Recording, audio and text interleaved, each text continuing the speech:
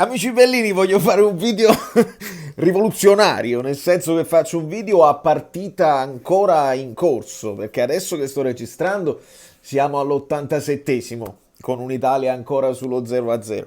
Questa vuole essere una riflessione in generale sul calcio italiano. Io ho guardato sta partita e voi magari adesso potete commentare, ma non si parla prima, l'Italia ha vinto facendo gol nei supplementari, oppure ai rigori, oppure adesso al 90. Ma non ha importanza perché su questo canale noi abbiamo imparato a non essere risultatristi. Si risulta tristi quando in base al risultato si fanno le considerazioni e le varie opinioni. Noi qua, analizzando, mo entra Joao Pedro e magari la sblocca.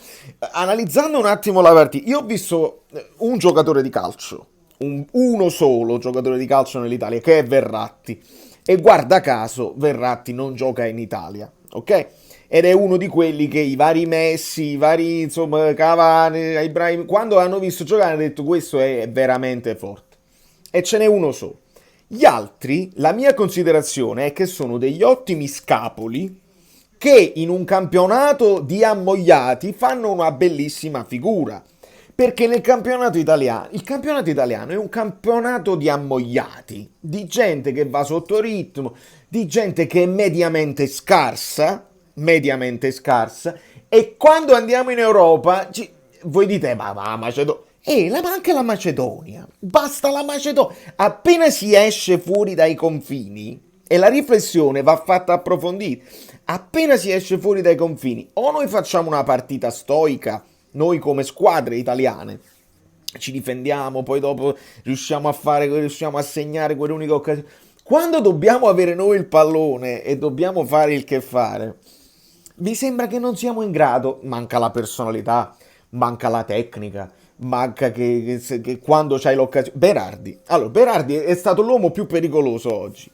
Quel pallone che lui ha poi piano piano, il portiere lo para, eccetera, eccetera, a porta vuota. Non è concepibile. E per Berardi faranno follie nel campionato italiano per comprarselo.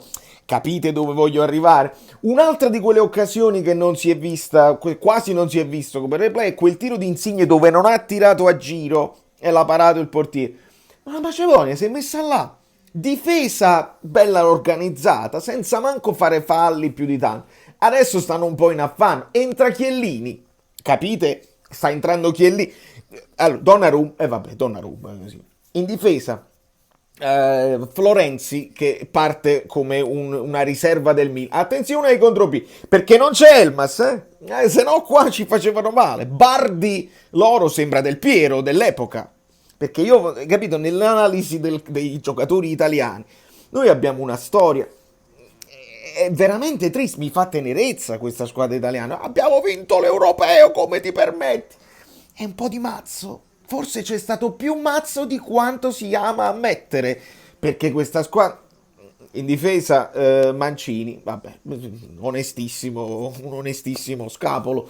Bastoni che nell'Inter, mamma mia, Bastoni insormontabile, fisicità, tempo, anche impostazione insormontabile. Qua niente da fare. Vabbè, ma non è il suo ruolo, proprio fa il braccetto a sinistra. Emerson, che oramai non so nemmeno se gioca più titolare nel Chelsea, ma insomma non è questo fulmine di guerra assoluto. A centrocampo Jorginho è stato marcato a uomo, vedete, Jorginho io lo amo, ma da solo non può fare nulla. Serve un'organizzazione di gioco, servono scambi stretti e servono i movimenti senza palla se vuoi fare un gioco sarrista. Movimenti senza palla che non funzionano in questa squadra. E quindi Verratti, l'abbiamo detto, che Barella è irriconoscibile in nazionale, e non mi venite a dire perché anche nell'Europeo Barella era irriconoscibile in nazionale. In attacco Insigne ha fatto quello che poteva, ma è il solito Insigne. Immobile, che in Italia tu al fantacalcio te lo compri e spendi un sacco di soldi perché sai che Immobile arriverà a 20 gol, sai che sotto porta è implacabile, ma deve giocare tutta la squadra per lui, si deve organizzare tutto in base a lui perché altrimenti non vede un pallone. Ecco qua niente, si sbaglia l'ultimo passaggio. Capite quello che voglio dire? Siamo oltre il 90esimo, 5 minuti di recupero, e quindi questo video è valido. è valido sempre, anche se l'Italia adesso vince e passiamo, anche se la Turchia dovesse pareggiare col Portogallo, non lo so perché hanno sbagliato un rigore e quindi stavano per mettere in difficoltà. Berardi, Immobile così, Mancini, l'allenatore, diciamolo, l'allenatore senza patentino, sempre lui, quello che ha cominciato ad allenare senza patentino. Attenzione al contropiedaccio, il tiro, oh mamma mia hanno segnato, ecco qua, Penny, no, ma è giusto, volete sapere che è giusto? Elmas, forza Elmas, togliti uno sfizio, non è possibile, vi rendete conto? È giusto così perché non è possibile proprio. Mancini che mette Raspadori al posto di Insigne, non cambiare modulo per carità, poi togli anche Immobile e metti a Pellegrini e Tonali, che vogliamo fare? Che cosa vogliamo fare? Gran bel gol, chi ha segnato? È un giocatore macedone probabilmente, numero 9? Bello, proprio bello, controllo, tiro secco, Donnarumma non ci arriva, tutti che lo rincorrono. Vi rendete conto della figuraccia internazionale? Perché io forza Napoli, vabbè, ma io abito a New York. E ma l'Italia al mondiale dov'è? Non c'è. L'Italia al mondiale non c'è. E ce lo meritiamo pure. Ce lo meritiamo pure. Perché il discorso dell'Italia, del calcio italiano, dove noi pensiamo sempre di essere i migliori, i più belli, i più appassionati, i più bravi, i più stoici, i più... No, il discorso va fatto approfondito. L'Italia in passato ha vinto nel modo in cui ha vinto. Difesa, arcigna, un contropiede, tanto carattere, ma poi tecnicamente c'erano anche giocatori in grado di risolvere le situazioni. Vai, c'è l'assalto finale. Adesso mi mettete in silenzio. Fatelo l'assalto finale. Verratti, fermato regolarmente. Come vi rendete conto, non si può proprio fare così. E io faccio brutta figura internazionale grazie a questi qua. La faccio perché a New York poi gli Stati Uniti... Cioè, siamo troppo italocentrici. E in questo momento dove continuano a uscire scandali gravi, e l'Italia non fa mai niente per limitarli questi scandali, perché è un discorso che va approfondito proprio nello specifico. L'Italia non ha bravi giornalisti che parlano di calcio, commentatori mediocri. L'Italia nasconde tutti i problemi sotto al cuscino, sotto al tappeto e crediamo sempre che andiamo tutto bene.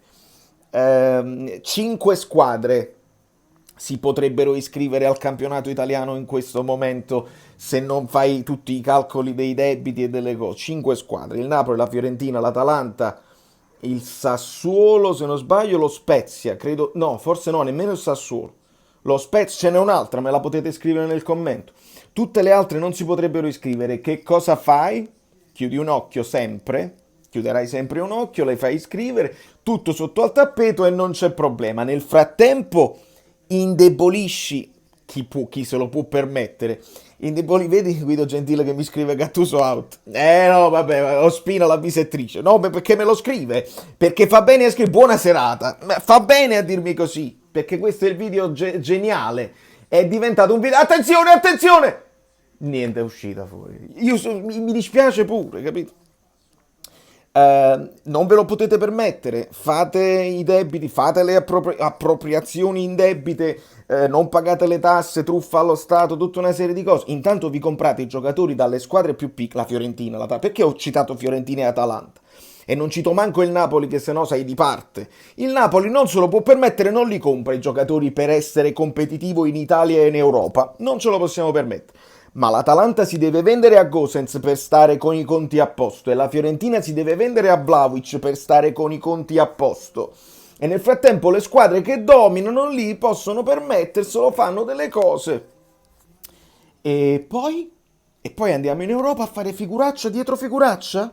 A meno che non capita una cosa clamorosa, un episodio sfizioso. In Italia gli arbitri sono andato un po' a braccio. Lo so, mi dovete perdonare. Fate conto che sia uno sfogo. Io non faccio mai gli sfoghi. Ho volontariamente evitato di parlare di queste polemiche finali perché voglio vedere come finisce il campionato italiano.